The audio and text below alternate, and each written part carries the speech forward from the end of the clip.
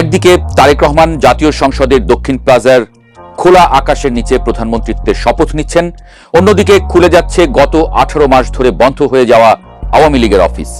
ঝুলছে শেখ মুজিব এবং শেখ হাসিনার ছবি, উঠছে জাতীয় পতাকা, সাথে সেই স্লোগান জয় বাংলা।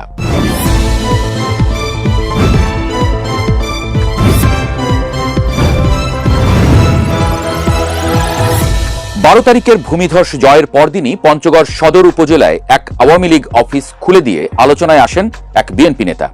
তারপরই যেন সারা দেশে জোয়ার লাগে। সংবাদ মাধ্যম খুললেই নজরে আসছে খুলে ফেলা হলো আওয়ামী লীগ অফিসের তালা। একটি দুটি নয়, এই কদিনে অসংখ্য আওয়ামী লীগের অফিস খুলে দেওয়া হয়েছে। যেন এমন দিনের অপেক্ষাতেই ছিল আওয়ামী লীগের নেতাকর্মীরা। তারেক রহমান আসবেন, জিতবেন, তারপর খুলে দেবেন বন্ধ দরজা। প্রশ্ন উঠেছে, বিএনপির এই বিপুল জয়ের পর কোন সাহসে এমন করছে আওয়ামী লীগ? অনেকে বলছেন সরকার গঠন ঠিকই করেছে বিএনপি, কিন্তু তাতে ঘাম আছে সেই প্রান্তিক আওয়ামী লীগের কর্মীটারও। তাই বিএনপি এখন সেই দেনা শোধ করছে। বর্তমানে জামায়াত এনসিপি জোট যে বিএনপির সবচেয়ে বড় বাধার নাম, সেটা যে কেউ বুঝতে পারছেন। শপথ অনুষ্ঠানেও হয়ে গেল এক পশলা গল্প। এই বাধা ঠেকিয়ে বিএনপি যে সামনের দিনগুলো আরামে কাটাতে পারবে না, সেই পূর্বাভাস দিচ্ছেন বিশ্লেষকরা। এই জামায়াত এনসিপি পাহাড়কে সামাল দিতে বিএনপির দরকার প্রচুর অভিজ্ঞ হাত। 17 বছর ক্ষমতার বাইরে থেকে বিএনপি এখন কতটা সামাল দিতে পারবে সেটা হয়তো সময়ই বলে দেবে। গোপনে কিংবা প্রকাশ্যে জামায়াত এই 17 বছর সে বিষয়ে হাত পাকা। তাই এই অভিজ্ঞ প্রতিপক্ষের বাড়িতে গিয়ে শুভেচ্ছা নিয়ে আসলেই যে বরফ গলবে না, সেটা বোঝা গেছে ইতোমধ্যেই। আর বিএনপি খুব ভালো করেই জানে তাদের উপর এবার ভর করেছিল আওয়ামী লীগের ভোটারদের হাত। দায় শোধের ব্যাপারটাও আছে। তাছাড়া জামায়াত ঠেকাতে এসব অভিজ্ঞ হাত পাগলেও ছাড়তে চাইবে না। এই যুক্তিতে আওয়ামী লীগের অফিস খুলে দেওয়া বা তাতে আপত্তি না জানানো বিএনপির জন্য বেশ ভালো সিদ্ধান্তই বলছেন বিশ্লেষকরা। দৃশ্যপটটা একটু গভীরভাবে ভাবুন। খুলনার রূপসা কিংবা সোনাডাঙ্গা এলাকার চিত্র।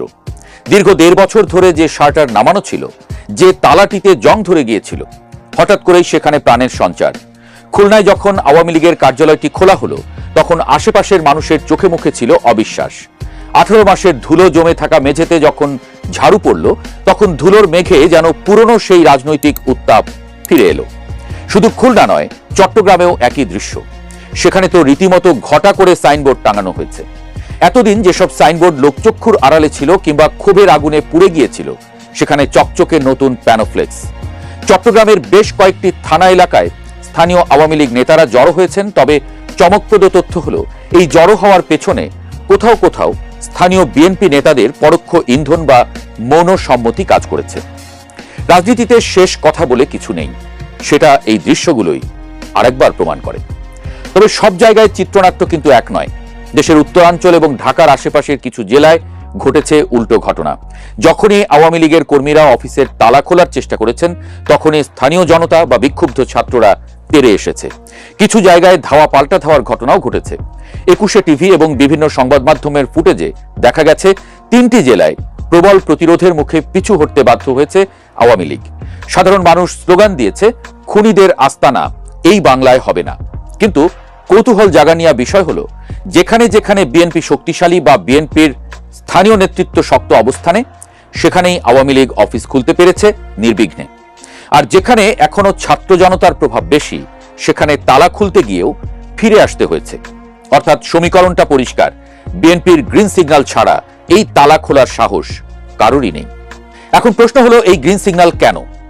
বিশ্লেষকরা বলছেন, গত 1.5 বছরে বিএনপি খুব ভালোভাবেই বুঝেছে যে মাঠের রাজনীতিতে তাদের একক আধিপত্য থাকলেও মিত্র হিসেবে জামায়াত বা এনসিপি জোট ভবিষ্যতে তাদের জন্য গলার কাঁটা হয়ে দাঁড়াতে পারে।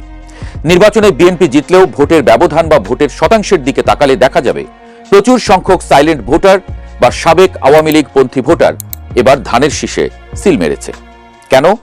কারণ একটাই, তারা জামায়াত এনসিপি জোটকে ক্ষমতায় দেখতে চায়নি।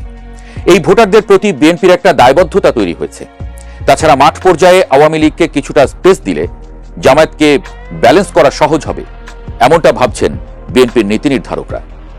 শত্রু যখন দুর্বল হয়, তখন তাকে পুরোপুরি শেষ না করে জিইয়ে রাখা রাজনীতির এক পুরনো কৌশল।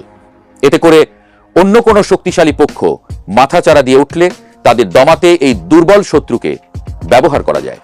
পঞ্চগড়ের ঘটনাটি ছিল এই নাটকের ওপেনিং সিন। সেখানে এক বিএনপি নেতা নিজ হাতে আওয়ামী লীগ অফিসের তালা খোলার ব্যবস্থা করে দিয়েছেন। তিনি যুক্তি দেখিয়েছেন, আমরা রাজনৈতিক সহাবস্থানে বিশ্বাসী। এই একটি বাক্যই যেন সারা দেশে বার্তা ছড়িয়ে দিয়েছে। সিলেটের বিয়ানীবাজার বা কুমিল্লার প্রত্যন্ত অঞ্চলেও খবর আসছে, আওয়ামী লীগের কর্মীরা যারা এতদিন পলাতক ছিলেন বা এলাকা ছাড়া ছিলেন, তারা ফিরতে শুরু করেছেন।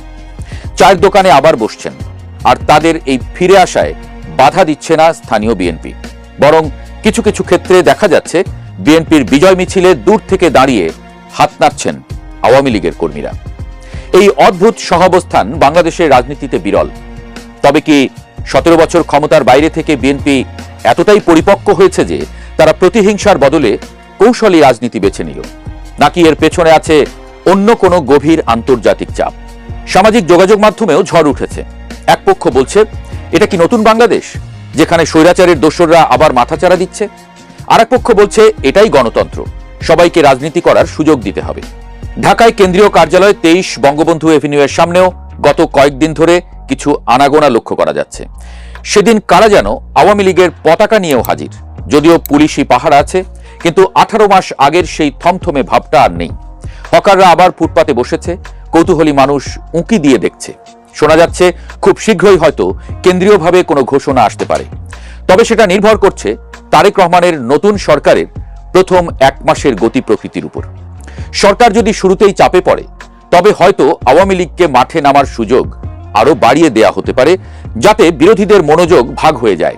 আর যদি সরকার খুব শক্ত অবস্থানে থাকে, তবে হয়তো এই অফিস খোলার উৎসব কিছুদিন বন্ধ থাকতে পারে। 18 মাস পর আওয়ামী লীগের এই অফিস খোলার ধুম আসলে বাংলাদেশের রাজনীতির এক নতুন অধ্যায়ের ইঙ্গিত দিচ্ছে। এক সময় যারা একে অপরকে নিশ্চিহ্ন করতে চেয়েছে, আজ ক্ষমতার পালাবদলে যেন তারা একে অপরের পরিপূরক হয়ে উঠছে। যে বিএনপি কর্মীটি একসময় আওয়ামী লীগের হাতে মার খেয়েছিল, আজ সেই কর্মীটি হয়তো ভাবছে, থাক ওরা আসুক, জামাতকে ঠেকাতে ওদেরও দরকার আছে। এই মনস্তাত্ত্বিক পরিবর্তনই 2026 সালের নির্বাচনের পরবর্তী সবচেয়ে বড় চমক। রাজনীতিতে শেষ বলে কিছু নেই, আর বন্ধু বা শত্রু উভয়ই সময়ের প্রয়োজনে বদলে যায়। আপাতত তালা খুলেছে, ধুলো ঝেড়েছে, কিন্তু কাল কি হবে সেটা জানতে আমাদেরকে অপেক্ষা করতে হবে।